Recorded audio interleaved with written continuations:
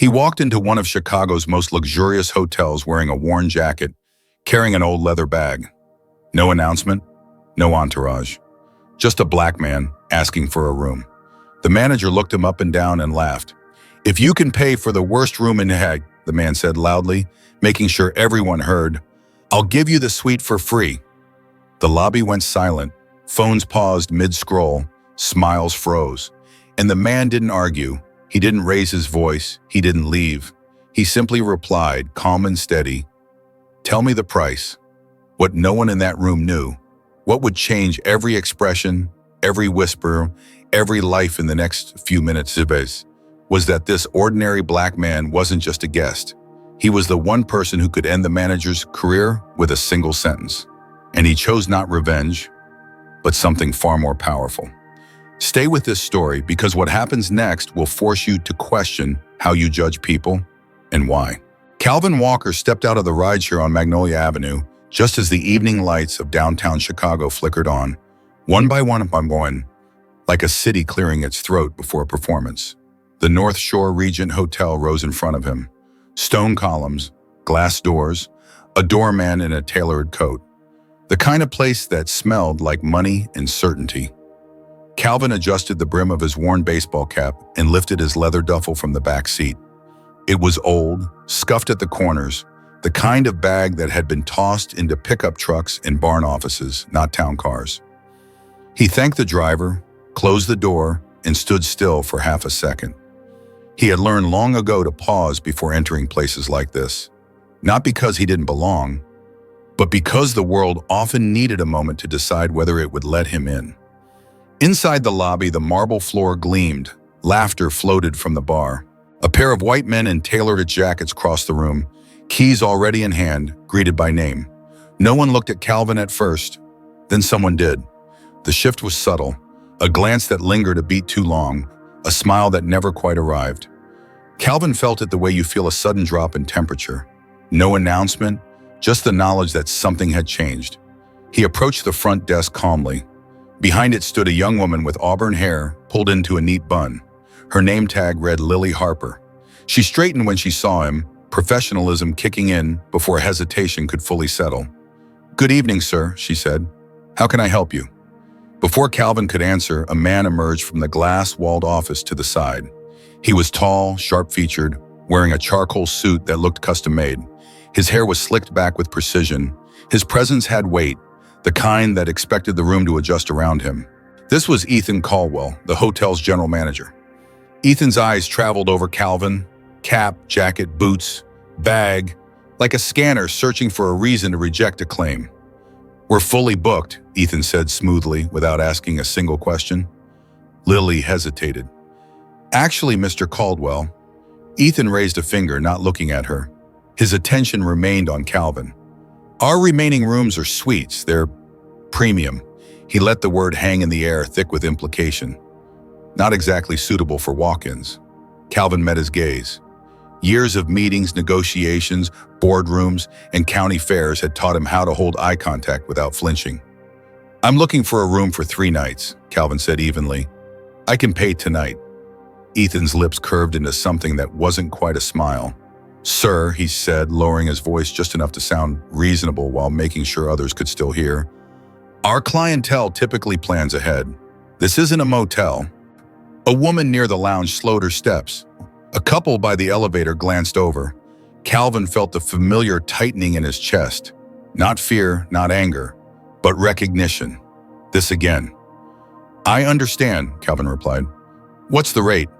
Ethan leaned forward, resting his hands on the counter, claiming territory. "Our lowest available suite is $1,100 per night." Calvin nodded. "That works." For the first time, Ethan blinked. The pause lasted only a fraction of a second, but Calvin saw it. So did Lily. Ethan recovered quickly. "Payment method?" "Cash," Calvin said. That was when the room truly noticed them. Ethan let out a quiet laugh. "We don't usually accept cash for suites." "I've never had an issue before," Calvin replied. Ethan's smile sharpened. He glanced around the lobby, aware of his audience. Then he said the thing he would later wish he could swallow. "Tell you what," Ethan said, "if you can pay for our worst room right now in cash, I'll give you the suite for free. The words landed hard, Lily's face drained of color.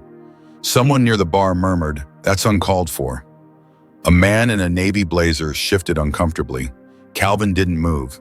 He had heard worse, louder, meaner. This wasn't about volume. It was about certainty. The certainty Ethan had that the world would back him. Calvin tilted his head slightly. "What's the price of your worst room?" Ethan's eyes gleamed. $300. Cash. Tonight. "And if I pay it?" Calvin asked. Ethan shrugged. "You get the suite. If you don't, you leave." Through the service exit. Silence swallowed the lobby. Calvin felt something stir deep inside him. Not rage, but resolve. He had built his life on patience, on letting people reveal who they were before deciding who he needed to be. "I accept," he said. Ethan straightened, surprised despite himself. "You accept?" "Yes." Calvin walked to a nearby sofa and set his duffel down. He sat, unzipped it slowly, deliberately. The sound of the zipper cut through the quiet like a blade. Inside the bag were neatly folded clothes, a slim folder, and a thick envelope. Calvin removed the envelope and began counting bills with practiced ease. A whisper rippled through the room. Phones dipped, heads turned. Ethan's confidence wavered. "Hold on," he snapped. "Payment isn't enough. We'll need ID. Proof of income. We have standards." Calvin looked up, calm as still water. "I have identification." He stood, walked back to the counter, and placed the money down. 3 crisp stacks. Exact. Ethan stared at the piece as if it were counterfeit by nature. "Where did you get this?" Ethan asked. Calvin didn't bristle. "From my work." "And what exactly do you do?" Ethan pressed. "I run a ranch," Calvin said. "Walker Ridge Ranch." A few people snickered. Ethan seized on it. "A ranch," he repeated. "And you're here for what, exactly? A cattle auction?" "Yes," Calvin said. "The Midwest Elite Livestock Auction. Tomorrow morning." Ethan laughed outright. "Let me guess, $1 million cows?" Calvin met his eyes. "Some of them, yes." The lobby felt tight now, like a held breath. "You expect me to believe that?" Ethan said. "You walked in here off a rideshare dressed like that, and you want us to believe you're dropping millions on livestock?" "I'm not asking you to believe anything," Calvin replied. "Just to honor your word." Ethan leaned closer. "This is a serious establishment. We don't cater to fantasies." Calvin reached into his jacket pocket and pulled out his phone. "May I make a call?" Ethan hesitated. Pride trapped him. Too many eyes. "Go ahead." Calvin dialed and put the call on speaker. A man answered on the second ring. "Evening, Calvin." "Samuel," Calvin said, "a quick question. What's our allocated budget for tomorrow's auction?" $4.8 million, Samuel Grant replied without hesitation. "Transfer ready. Corporate card is active as well." The sound that followed wasn't silence, it was disbelief. Ethan's face tightened. "That proves nothing," he said weakly. Calvin nodded. "Then let's make it simpler." He opened his folder and slid a document across the counter. A bank statement. Ethan glanced at it and froze. The number stared back at him, unblinking, undeniable. Before Ethan could speak, the front doors opened again. A tall man with silver hair stepped inside, scanning the lobby, then smiling broadly. "Calvin?" he said. Calvin turned. "Thomas." Thomas Whitmore, one of the Hoel's most influential regulars, crossed the room and clasped Calvin's hand warmly. "Didn't know you were staying here," Thomas said. Ethan's world tilted.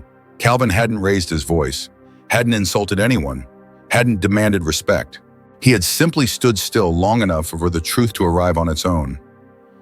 And this was only the beginning. Before the next part, what you just witnessed started with a look, a tone, an assumption. Have you ever been judged the moment you walked into a room? Yes or no? The moment Thomas Whitmore said Calvin's, the temperature in the lobby shifted. It wasn't loud. There was no gasp, but the energy changed the way it does right before a storm breaks. Slow, heavy, unavoidable. Ethan Caldwell's confident posture stiffened. His shoulders, which had been squared like armor minutes earlier, subtly sank. He forced a smile, the kind meant to recover control, but it came too late. Too many people were watching now. Thomas, Ethan said quickly, stepping forward. Always a pleasure. I didn't realize you were arriving this evening. Thomas barely glanced at him. His attention stayed on Calvin, his tone warm, familiar. I was just telling my wife I hoped I'd run into you before tomorrow. Are you here for the auction? I am, Calvin replied. Thomas chuckled. Wouldn't miss it. I hear you've been circling some exceptional genetics. Ethan swallowed. Lily, still behind the desk, looked from one man to the other, piecing together what Ethan was desperately trying not to understand. Calvin wasn't bluffing. Calvin wasn't lucky. Calvin wasn't out of place. Ethan cleared his throat. Mr. Whitmore, there seems to have been a small misunderstanding. We were just clarifying. Clarifying what? Thomas asked, finally turning to him. The question wasn't aggressive. That was worse. It was calm, inquisitive, the tone of someone used to answers. Ethan hesitated. In that pause, the room leaned in. Calvin spoke before Ethan could invent a version of events. Your manager offered me a wager, he said evenly. If I paid for the cheapest room in cash, I'd receive the suite. Thomas's eyebrows lifted slightly. A wager? Yes. And did he explain why? Calvin didn't answer immediately. He looked around the lobby instead, at the guests pretending not to stare, at the bartender frozen mid-polish, at Lily, whose hands were clenched tight at her sides. I believe, Calvin said finally, he assumed I wouldn't be able to pay. The sentence landed like a dropped plate. Thomas's gaze sharpened as he looked back at Ethan. Is that true? Ethan laughed nervously. Of course not. I simply have to ensure standards are upheld. Appearances can be misleading, and we've had incidents. Appearances, Thomas repeated. He looked at Calvin again. And you paid? Calvin gestured toward the counter where the cash still lay untouched. Exactly what he asked. Thomas exhaled slowly. Then I suppose the suite is yours. Ethan's jaw tightened. Yes, of course. The suite is available. Before he could reach for the key cards, the front doors opened once more. This time the interruption didn't arrive politely. A man in a navy coat stepped inside with urgency, scanning the lobby until his eyes locked onto Calvin. He moved quickly, leather portfolio tucked under his arm. Mr. Walker, he called. Calvin turned. Aaron. Aaron Feldman stopped short, visibly relieved. Good. I was hoping to catch you before tomorrow. We just received 2 early bids on Lot 47 and Lot 52. Both are strong, but we wanted to give you first right of refusal. The room went silent again. First right of refusal, someone whispered. Ethan felt sweat gather at his temples. How high are the bids? Calvin asked. Low 7 figures, Aaron replied. Each. A woman near the lounge let out a small, involuntary sound. Phones came out now, openly. No one pretended not to watch anymore. Ethan stared at Calvin, his mind racing for a way out, for a loophole, for anything that would rewind the last 30 minutes. He opened his mouth. Mr. Walker, he said, forcing a chuckle, I think we may have started off on the wrong foot. If I had known, Calvin raised a hand. If you had known, he said quietly, you would have treated me differently. The truth of it echoed louder than any accusation. Ethan's face flushed. That's not fair. No, Calvin agreed, it isn't. Calvin turned back to Aaron. I'll review the bids in the morning. Of course, Aaron said. He glanced at Ethan, then back at Calvin. I assume you're staying here? Calvin looked at Ethan. That depends, Calvin said. Ethan's mouth went dry. I'll take the suite, Calvin continued, but before I do, there's something else I need to address. He reached into his duffel and pulled out a slim leather folder. He didn't rush. He didn't dramatize it. He simply opened it and removed a single document. I've been listening, Calvin said, his voice steady, to the way I was spoken to the assumptions made about me, about my work, about my worth. Ethan shifted. Mr. Walker, I assure you, this hotel, Calvin went on, markets itself as a place of excellence, of fairness, of respect. He slid the document across the counter. Ethan looked down. At first, he didn't understand what he was seeing. Then his hands began to tremble. The heading, the seal, the signature. He read the first line again and again. Thomas stepped closer. Ethan, he said quietly, what is it? Ethan's voice came out thin. It's a deed. To what? Thomas asked. Ethan didn't answer. Calvin did. The North Shore Regent Hotel, he said. A collective gasp rippled through the lobby. Calvin Walker wasn't just a guest. He wasn't just wealthy. He wasn't just someone Ethan had underestimated. He was the owner. I acquired the property 3 years ago, Calvin continued, quietly, through a holding company. I received monthly reports, performance metrics, guest satisfaction, staff evaluations. Ethan's knees buckled. He caught himself on the counter. And tonight, Calvin said, I decided to see the hotel as an ordinary man would. No announcement, no titles. He met Ethan's eyes. What I experienced was not excellence. Ethan shook his head, panic rising. I didn't know. If I had known who you were. That's the problem, Calvin said softly. You should never have needed to know. Silence pressed in from all sides. Calvin turned slightly, addressing the room now. This isn't about revenge, it's about accountability. He looked at Lily. You did your job with professionalism under pressure. That matters. Lily's eyes filled. She nodded, unable to speak. Calvin looked back at Ethan.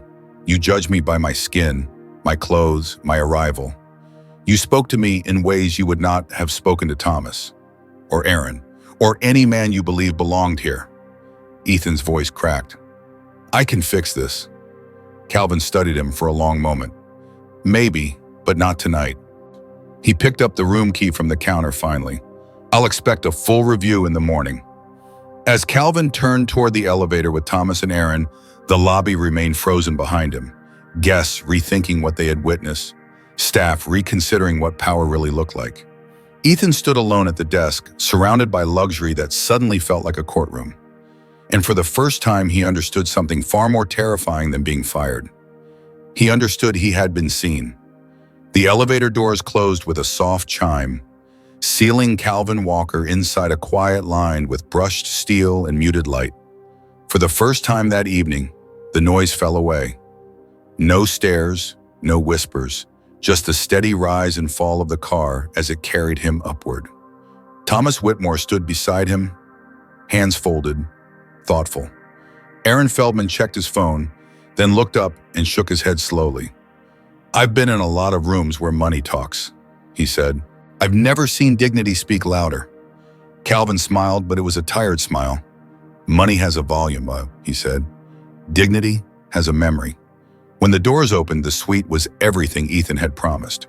Wide windows, a view of the lake catching the last of the evening light, a sitting area that looked staged for photographs. Calvin set his duffel down and took a breath. Not of triumph, of release. Thomas lingered at the door. You handled that with restraint, he said. Most people wouldn't. Calvin nodded. Most people are tired of being tested. After they left, Calvin stood alone by the window, watching the city pulse below. He thought of redwood plains, of early mornings and red dirt, of men and women who worked until their hands split and still showed up the next day.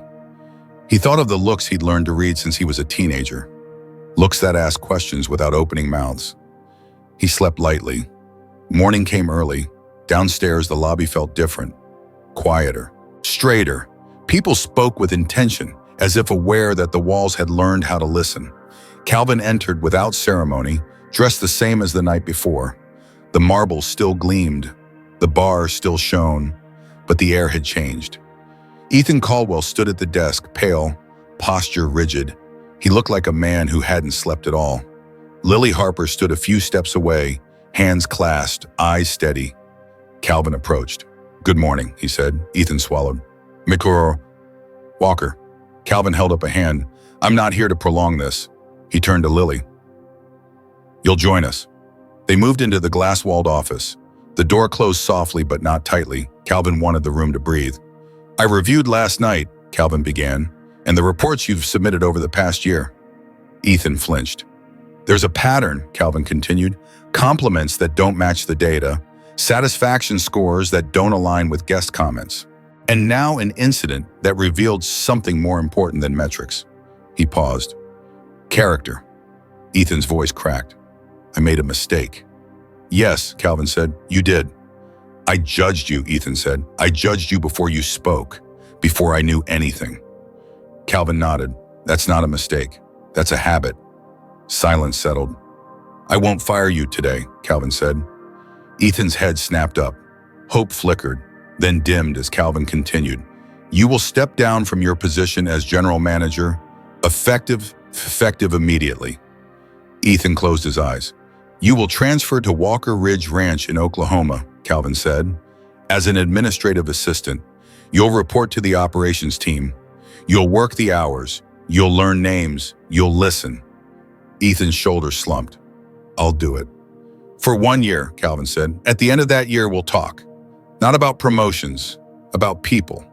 Calvin turned to Lily. Ms. Harper. Lily straightened. Yes, sir. You demonstrated professionalism under pressure, Calvin said. You attempted to intervene. You treated me like a guest before you treated me like a problem. Her eyes shone. I just did my job.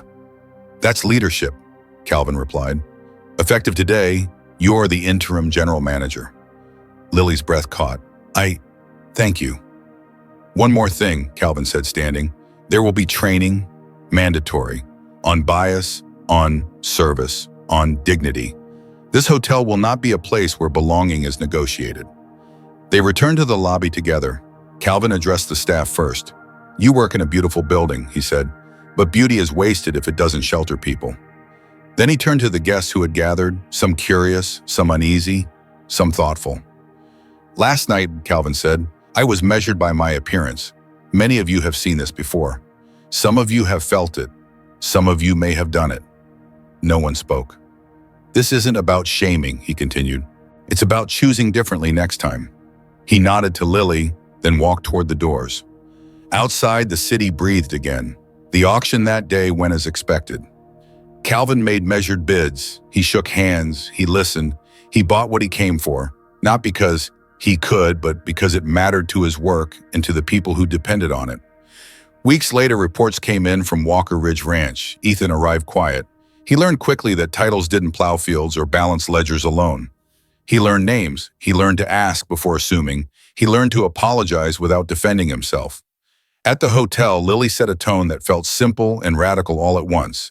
Greet first, judge never. Complaints dropped. Reviews shifted. Guests noticed. And Calvin? Calvin kept showing up the same way he always had. Cap on, shoulders easy, eyes open. Not to test people, but to remind them that worth isn't announced. Sometimes change doesn't need a speech. Sometimes it needs a mirror.